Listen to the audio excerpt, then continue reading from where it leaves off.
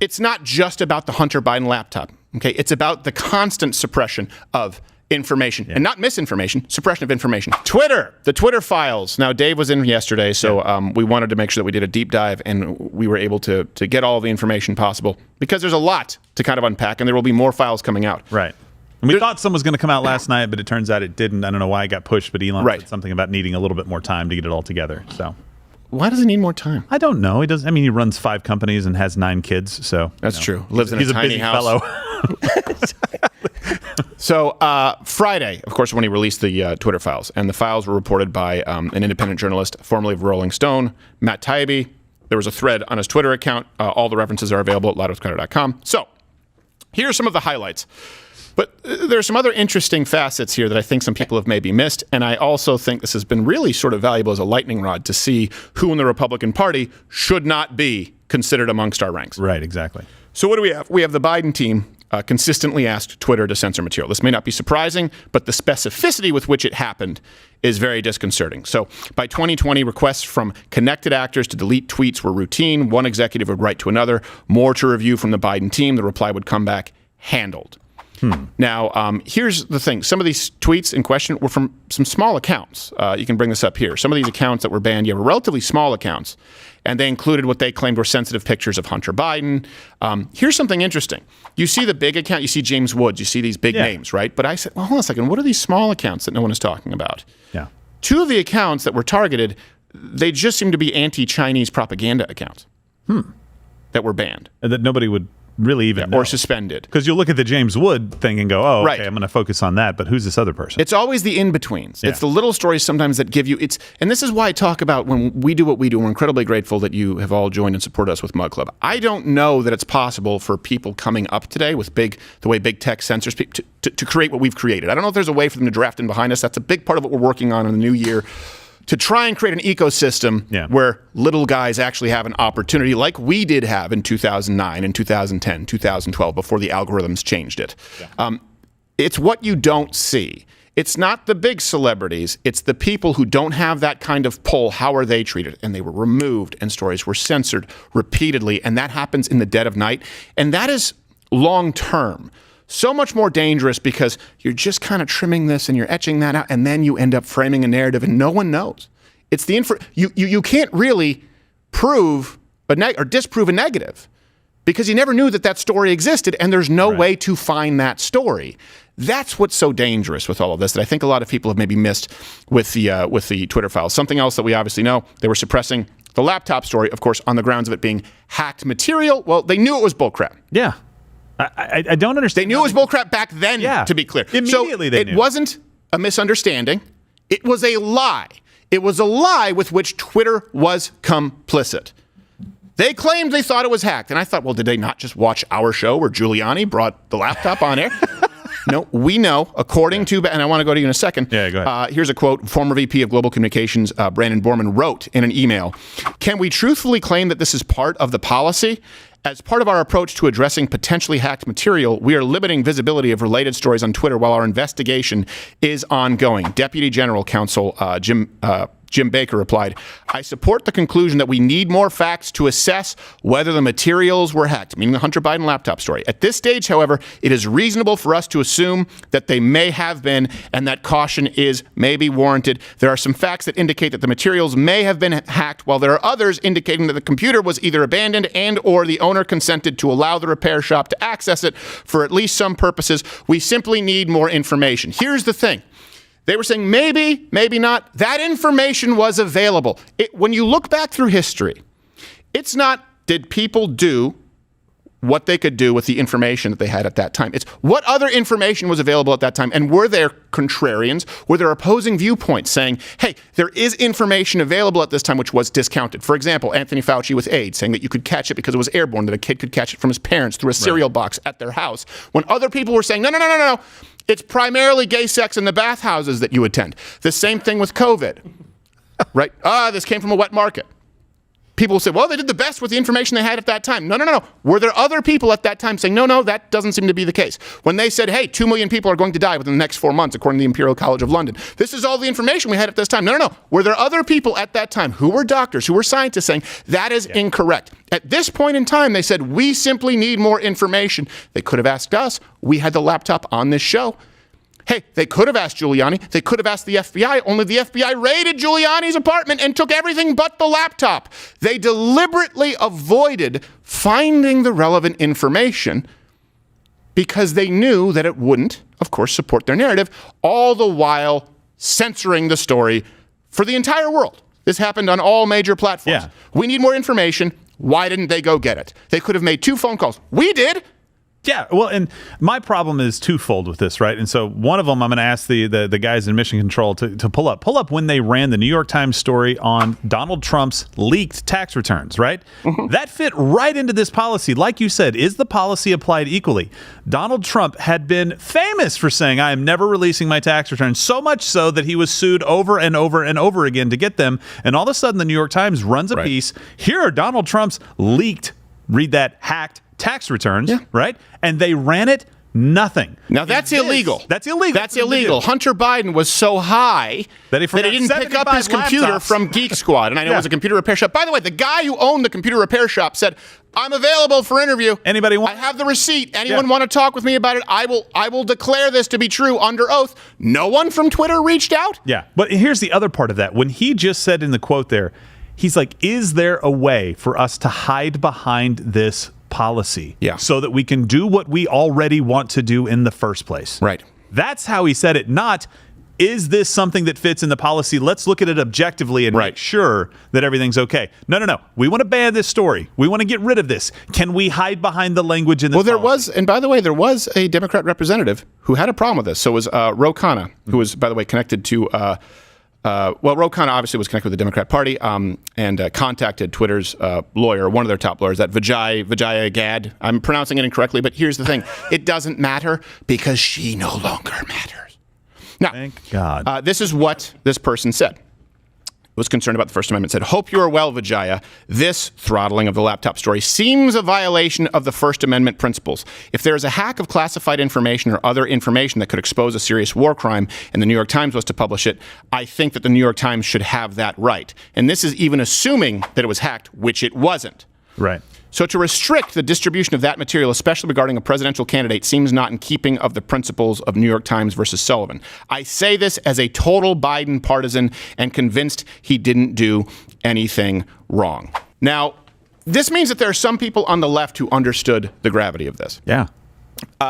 Here's something that really I would say is most disconcerting to me. There are Republicans out there. There are people who want to tear down the conservative movement, who are trying to say that if you're a conservative and you're being a drama queen about the First Amendment, you don't understand the First Amendment. This is a private company. They can do whatever they. How often have we heard that before? All the time. Every single time something comes up from somebody on the right saying we've been deplatformed, we have been shadow banned, we've been demonetized. It's like, well, sorry, you guys said free market, individual companies can do whatever they want, right? Right. We're like, guys, that's not what's going on. So you've got Bill Kristol, you've got David French, you've got Jonah Goldberg, and Bill Kristol may be just the worst Republican ever. Is absolutely the worst. I mean, you might find someone who maybe crapped his pants or something in the Senate a long time ago, but I don't think you're going to get much worse. In the coat room and didn't tell anybody? So David French said that what Twitter did had nothing to do with the First Amendment. And this is what you're hearing. And by the way, hit the like button because the algorithms tell you that we're dead on YouTube. And hit the like button if you strongly disagree with the idea that this is not a First Amendment issue. It directly affected the outcome of an election. Anyone who is telling you otherwise either is lying or hasn't done their research. We now know that back then Twitter was lying. They knew that it wasn't hacked. At best, they thought it was likely not hacked, but they decided not to do their due diligence. At worst, they knew beyond any shadow of a doubt that it wasn't hacked, and they decided to throttle it anyway. Yeah. So this is David French. This is just shamelessly wrong. A private political campaign is not the government, meaning that at the time, Joe Biden, because Joe Biden was reaching, his officials were reaching out, his team were reaching out to Twitter officials. Donald Trump was in office. Right. A political party is not the government. Hold on a second. The political party that controls the House chambers? Okay. A private company is not the government. It is if it's doing the government's bidding. Right.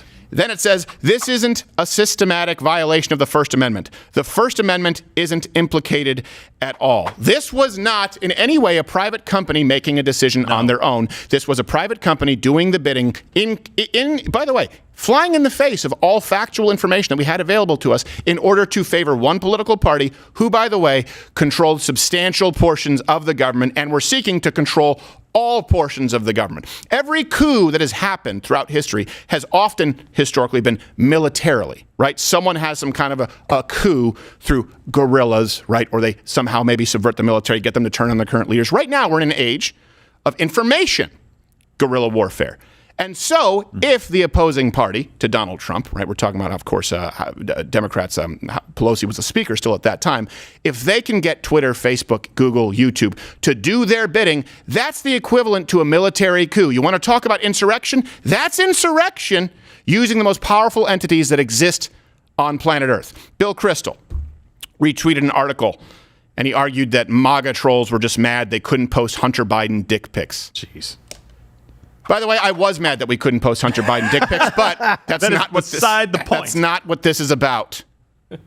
He wrote, while normal human beings who denied Republicans their red wave were enjoying an epic sports weekend. Yeah, sports. I'm sure you know a lot about that, Billy.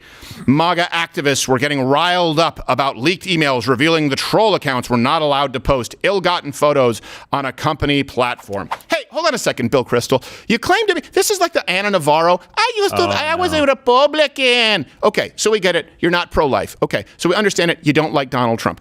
But if you say you were a Republican and you say the party left you, do you mean to say that you were never on board with at least the tenets of the Republican Party in theory that believed that government should be limited, that government should not infringe on personal liberties, right? That we believe at the very least, in other words, you were a Republican fiscally, so then you would still have to believe in as much decentralized power as possible. So how can you say, I was a Republican, but I'm really glad that the government, that the DNC coordinated with the world's biggest tech platforms to censor a story that would have changed the outcome of the election. And here's another guy, Jonah Goldberg, who may be a decent man.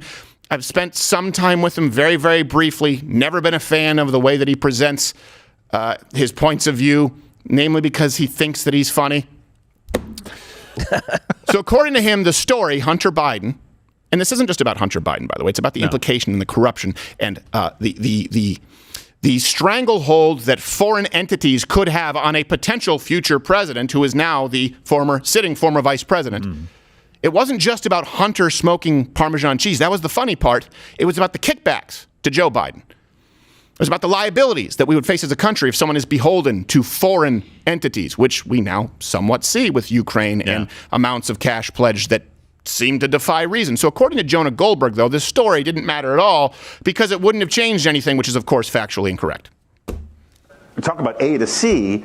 They now think that if only the media had told us about the laptop at the time, as the kid yesterday was suggesting, which I don't buy his theory, that Trump would have won. But for the censoring of the New York Post, Trump would have won. And I think it's a preposterous counterfactual, but it's also it's impossible for me to refute. In the same way, I cannot refute that this bottle is keeping all the polar bears refute away. That your testosterone levels are 25% lower than your polar bears. No. He's the 40%. He's what skews it to 25. And this is just it has now become. Can we lock the doors just in case? It has been wrapped into a much larger narrative and so when they hear disinformation, they say, oh, you mean like Hunter laptop, which actually turned out to be true. Okay, a couple of things. First off, it's not just about the Hunter Biden laptop. Okay, it's about the constant suppression of information and not misinformation, suppression of information. For example, we had Carrie Lake on. Biggest election stream of all time, 2016. They decided we're not going to, 2016 and 2020. Yeah. They said you're not going to be allowed to do midterms. So it ended up being the biggest election stream off of the platform that is YouTube. That's suppression of information because Carrie Lake had a problem with the voting methodology, specifically in a primary that she won. We were removed for that. It's suppressing people who say, you know what, I don't think that keeping children at home for years with COVID is beneficial. I think the net negatives outweigh the net positives. In other words, it's not just about the Hunter Biden laptop story. How would the election landscape have changed when you take into account what, at this moment in time, Okay, as the election was taking place, there was never going to be a vaccine, according to the DNC. Donald Trump didn't do anything for COVID. It came from a wet market. The CDC and the WHO were to be trusted, and the Republican Party was a party that was anti-science at this point in time. And, by the way, Joe Biden was, of course, beyond the scope of any type of corruption because no one even knew about Hunter Biden. It's all of it. Now, let's just narrow it down to the Hunter Biden laptop story. And this is the straw man that Jonah Goldberg and David French and these people use. They say, oh, it's a private company. It's not a private company if they're doing the government's bidding. Oh, I don't necessarily know that the Hunter Biden laptop story would have changed the election. It absolutely would have, but we're not just talking about Hunter Biden. That was just the most egregious example in which they were caught. But let's just narrow it down to that. Remember when I say don't trust the experts? Jonah Goldberg doesn't know his thumb, if you have children, I'm sorry, doesn't know his thumb from his dick. Because according to the polls, we've talked about this, you can reference all of these at louderwithcrowder.com, 17% of Biden voters themselves said they would have changed their vote or not voted if they had known about the laptop story and the contents therein. If you take that into account, this is just the Hunter Biden laptop issue, not the Fauci issue, not the vaccine issue, not the mask issue, not the homeschooling issue, not the Ukraine issue, not the Chinese issue, just the Hunter Biden laptop story. Taking that into account, that would have changed Arizona, that would have changed Georgia, Nevada, Michigan, New Hampshire, Pennsylvania, Wisconsin, Michigan. You just change a little more than half of those and the election changes. Here's another argument they make. Well, the Dems weren't in control at that time, the Democrats, so it doesn't really matter. They didn't have any power over Twitter. Again, the DNC is the official wing of the Democratic Party. Nancy Pelosi and Joe Biden, of course, are the de facto representative of the Democratic Party. Of course, it shouldn't only be people who are currently in government, though the DNC encapsulates that too, but people seeking the most powerful role of government, namely the President of the United States. According to Taibbi, just to be clear on this, by the way, who's not a conservative, this system wasn't balanced. It was based on contacts because Twitter was and is overwhelmingly staffed by people of one political orientation. There were more channels, more ways to complain, open to the left, far more, meaning Democrats, than the right. This is something, and by the way, keep in mind too, with all this misinformation going out there, and conservatives being suppressed, we need to be able to fight back. Of course. So people say, well, why don't you just go create your own Twitter? Okay, well, then maybe they remove it from the App Store. Right? Or what happens is it's no longer searchable, whether it's Parler, whether it's Rumble, whether it's actually Twitter now. Go and create your own. Or you know what? Hey, at the very least, Kayleigh Mack, she was obviously press secretary. Yeah.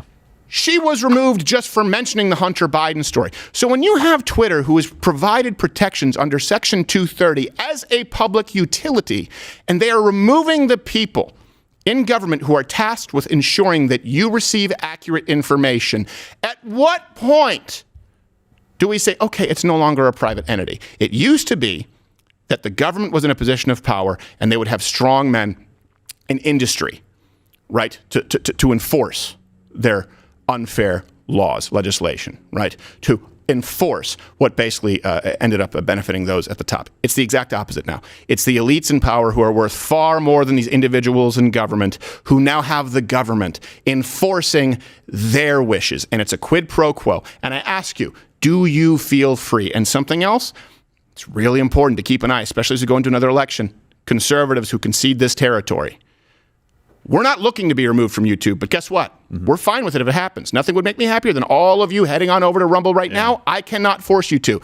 But when you have conservatives going out as apologists for Twitter, going out as apologists for Facebook, or demanding that other conservatives play ball with YouTube and that they make sure that they remain monetized, these things happen, right? And I'm not just talking about David French. We need to keep an eye on that because we need to expect better from people in our movement. We need to be It's time to storm the castle, and we need to be a battering ram. We can't keep playing this, oh, well, is it a private company? Nope, it's not. We've proven beyond any shadow of a doubt that it's not. When Republicans have power, conservatives have any kind of power, they need some legislative accomplishments, or change them, boot them. Watch Louder with Crowder live, Monday through Thursday, 10 a.m. Eastern.